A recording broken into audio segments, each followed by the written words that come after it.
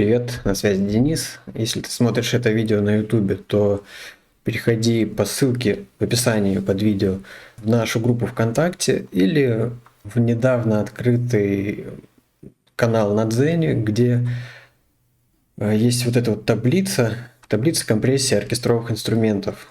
Мне такая таблица часто нужна в работе, потому что я часто работаю именно с оркестровыми инструментами. В интернете я ничего подобного особо не находил вот так вот компонованного в одном виде, и поэтому пришлось самому написать подобную статью.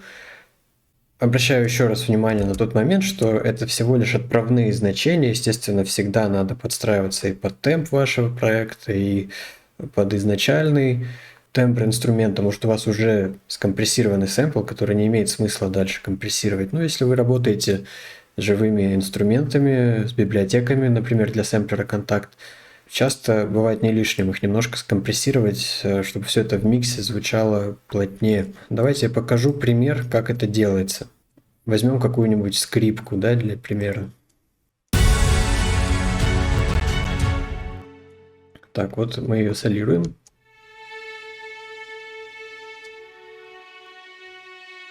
Опять же, вот здесь у меня скрипка легато, протяжно, длинно играет.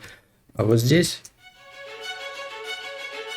стаккато, отрывистые короткие ноты. Поэтому не может быть даже для одного и того же инструмента каких-то четких фиксированных значений. Но часто бывает сложно вообще начать с чего-то. Поэтому вот эти вот таблицы, они могут помочь вам от чего-то оттолкнуться.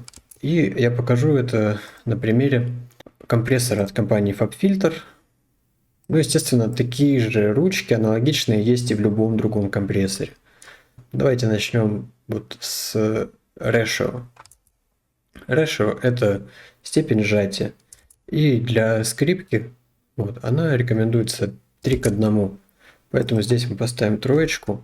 Ручку Threshold мы настроим таким образом, чтобы количество сжатия было в пределах 6 дБ.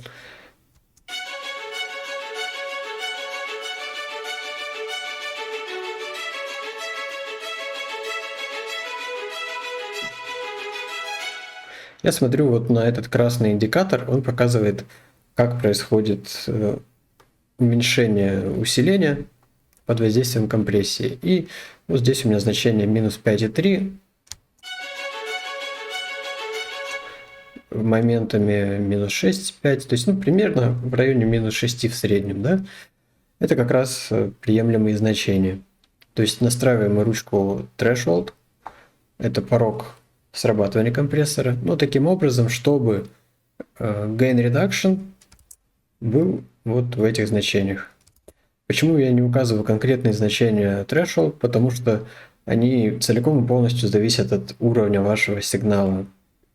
То есть они будут каждый раз разными, и привязываться здесь можно только к Gain Reduction. По сути, это глубина компрессии.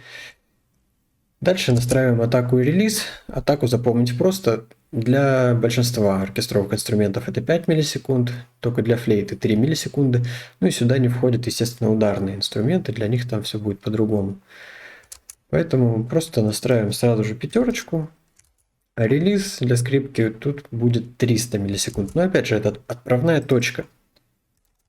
Пишем 300, но тут надо ориентироваться и на наш темп, и на динамику инструмента. Вот если у нас стаккато, возможно, это будет слишком медленный релиз.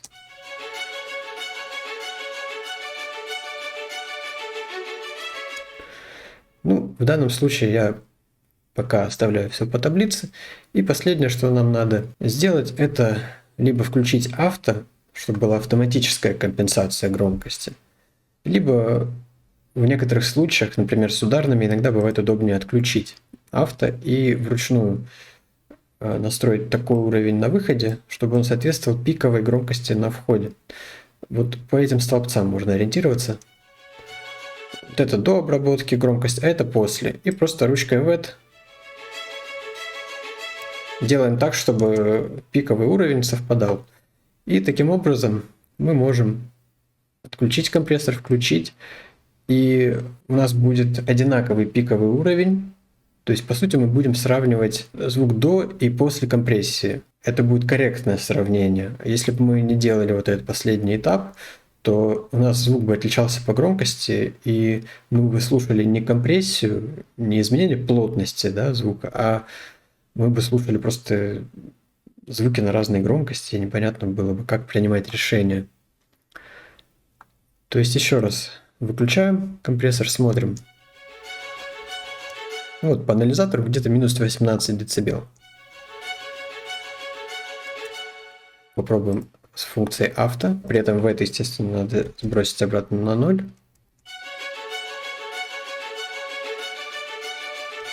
Вот пиковый уровень громкости не изменился. Но при этом вот мы видим, что тихие участки стали громче, то есть общая средняя громкость стала выше. Ну и субъективно, вот если мы отключаем и включаем, субъективно становится чуть громче с компрессором, чем без него.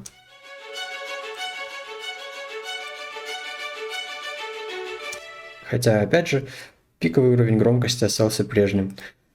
Ну и вот так вот на каждом инструменте, если по чуть-чуть уплотнить звук, при этом пиковый уровень громкости всего трека останется прежним, но трек как будто станет более накачанным, более громким. Везде, конечно, есть свои нюансы. Например, вот здесь инвертированы значения атаки и релиза, но, естественно, в рамках этого видео я не буду все нюансы вам рассказывать, потому что все нюансы мы разбираем, например, на нашем тренинге по сведению, который как раз вот сейчас проходит. Он проходит среди наших платных подписчиков в группе ВКонтакте, поэтому если хочешь присоединиться, просто в нашу группу, ссылочка внизу в описании, подписывайся и оформляй платную подписку.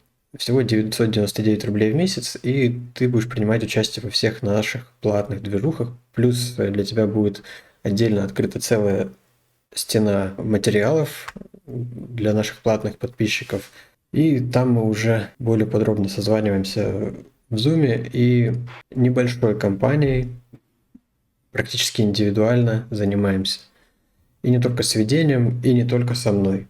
Там есть еще и другие преподаватели и по танцевальной музыке, и по оркестровой музыке.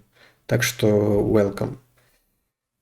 А в данном уроке у меня все. Подписывайся на канал, если еще не подписан, ставь лайк этому видео. И до новых встреч в новых видео.